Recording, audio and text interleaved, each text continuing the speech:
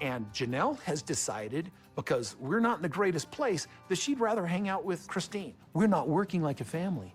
We're not a family.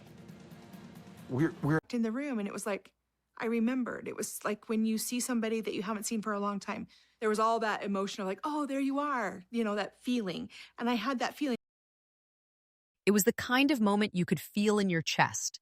The judge's voice cutting through the silence, declaring Kody Brown liable for $415,000 in restitution and awarding property rights to Janelle.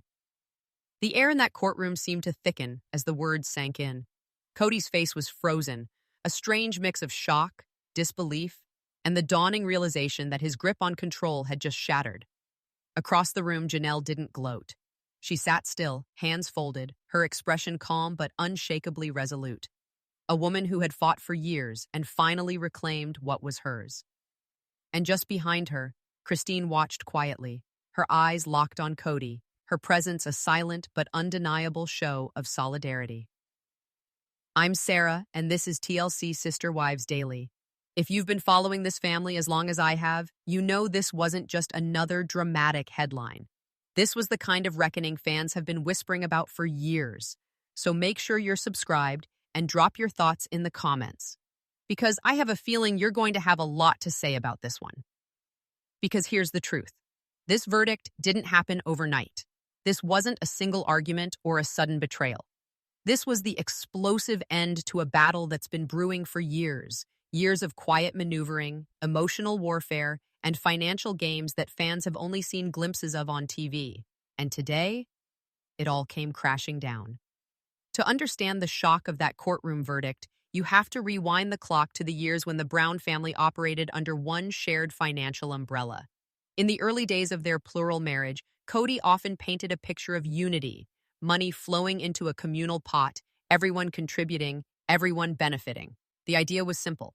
What belonged to one belonged to all. At least that's how it was sold to the wives and to the viewers watching at home. But the cracks in that arrangement started showing long before cameras caught them. In episode after episode, you could see the subtle signs. Janelle sitting quietly during budget talks, her lips tightening as Kody spoke over her. She was the one most grounded in work outside the home, earning a steady paycheck, paying bills, making sure the kids' needs were met. Yet, when it came to big financial decisions, her voice often felt sidelined. Everything began to shift after Kody legally married Robyn. On paper, it was pitched as a move to protect the family and secure legal rights. But in reality, it quietly concentrated financial power. The shared pot slowly became a funnel, and more of that flow seemed to end up in Robyn's hands. Episodes showed her spearheading purchases, deciding on property, and pushing for big-ticket expenses, always with Kody's eager agreement. Janelle's frustration began bubbling to the surface. Fans remember the season when she confronted Kody about access to the funds, moments where she admitted she didn't have the financial freedom to make decisions for herself or her children without going through him. It wasn't just about money, it was about control. And every time she pushed back, Kody deflected, minimized, or shifted the conversation toward Robyn's needs. Christine's story mirrored that frustration in her own way. There were the years when she quietly bit her tongue, watching as financial priorities leaned toward Robyn's household while her own kids' needs sat in the background. She kept the peace for a long time, even defending the family unity narrative in public. But those seeds of resentment were there, small moments caught on camera, the quick glances, the carefully chosen words.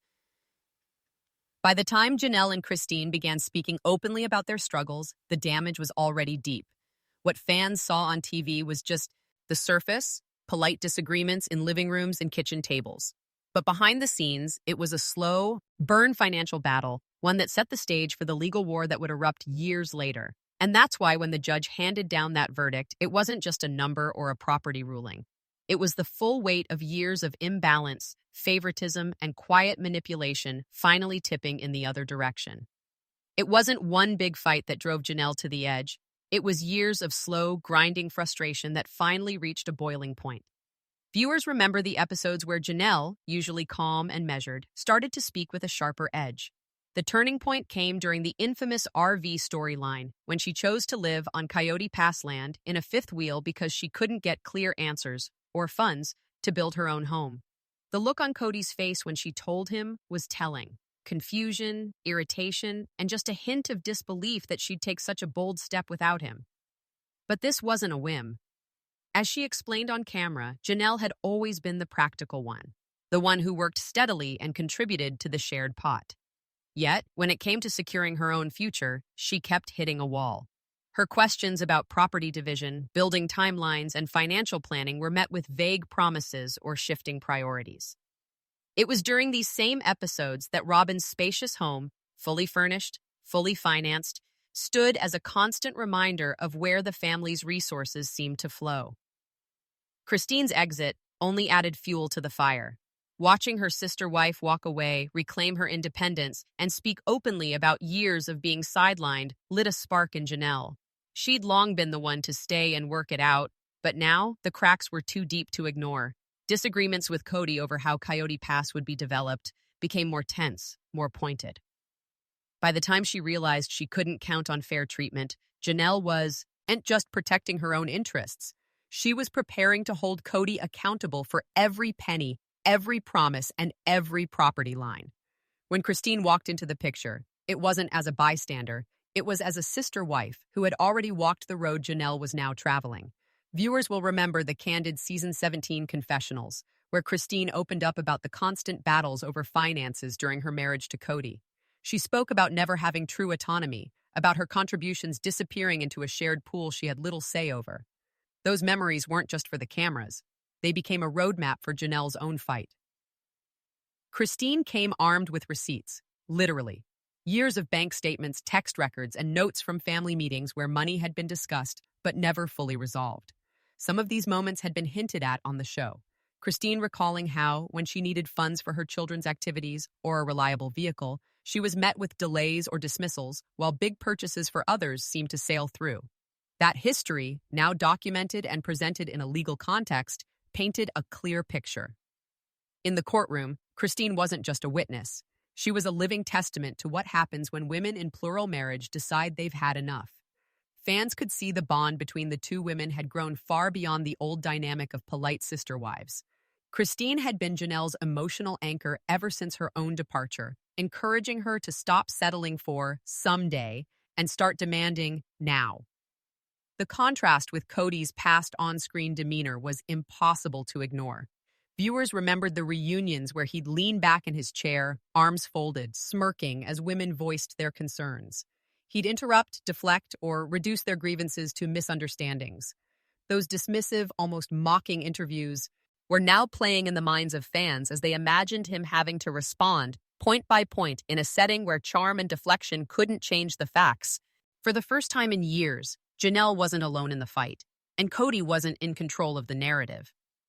The air inside the courtroom was thick with tension, the kind you could almost feel pressing against your skin. Every shuffle of papers, every creak of a chair seemed louder than it should be. On one side sat Janelle, calm, collected, her gaze steady. On the other sat Kody, his jaw tight, eyes darting between the judge and Robin, who sat just behind him like a silent shadow.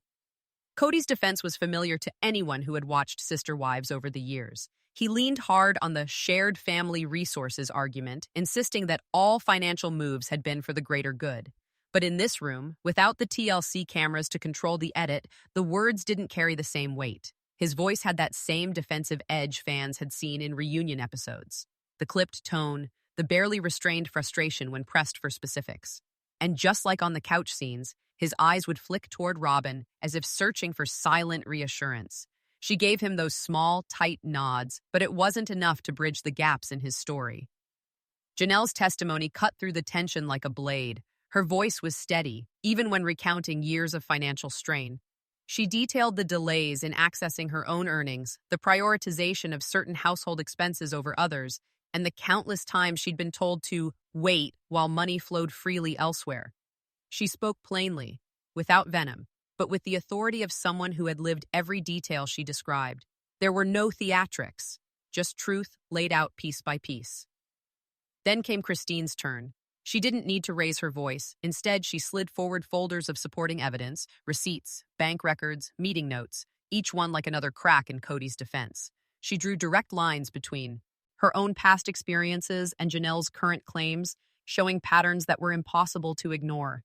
Every page she presented chipped away at the family fund narrative, revealing a structure that gave control to Kody and left the women dependent. Kody tried to push back, offering explanations, but each answer seemed to unravel under the weight of the documentation. The confident, smirking posture fans remembered from tell-all specials was gone. His shoulders slumped, and a frustrated flush crept up his neck.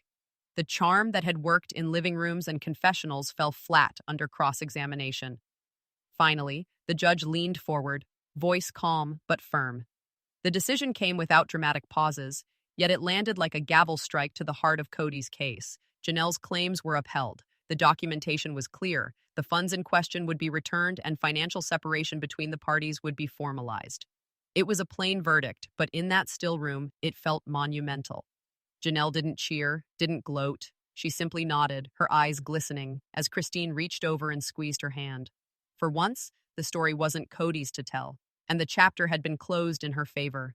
The moment the gavel struck, the room seemed to hold its breath. Janelle sat still for a second, as if absorbing the weight of the decision, then let out the smallest, satisfied sigh, the kind of release that only comes after years of quiet endurance. Christine reached over, resting her hand on Janelle's arm, her eyes shining with both pride and relief. Across the aisle, Kody's face was frozen, his jaw set tight, his body leaning subtly toward Robin as if searching for reassurance. Robin, in turn, looked away, her lips pressed thin, eyes darting down to the table in front of her. For Janelle, this verdict wasn't just about $415,000 or a piece of property. It was the symbolic severing of a chain she'd been dragging for decades. The judge's ruling meant control over her own assets.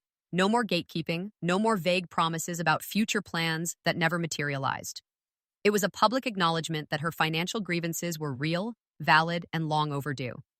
For Christine, the win was deeply personal too. Helping Janelle wasn't just about friendship. It was about rewriting the ending for every sister wife who had been told to just trust the process while being left in the dark. And for Kody and Robin, it was a seismic shift. For years, they'd operated as the main house, with the largest share of resources and the tightest grip on decision-making. That power dynamic was shattered in a single afternoon. The courtroom verdict stripped away the illusion that everything had been fair or for the good of the family. Fans who had watched since the early TLC seasons could feel it. This was the moment the long, tangled story finally pivoted. Not because of drama on camera, but because two women decided to take the truth into a legal space where manipulation held no weight. So what does this mean for the Brown family's future? Is this the first domino in a chain reaction that could bring more revelations, more lawsuits, maybe even the end of the Sister Wives brand as we know it? For now, all we know is this. Janelle walked out of that courtroom standing taller than ever, Christine right by her side, both finally holding the freedom they'd fought so hard to claim. And Kody? Well, for the first time, he's the one left picking up the pieces.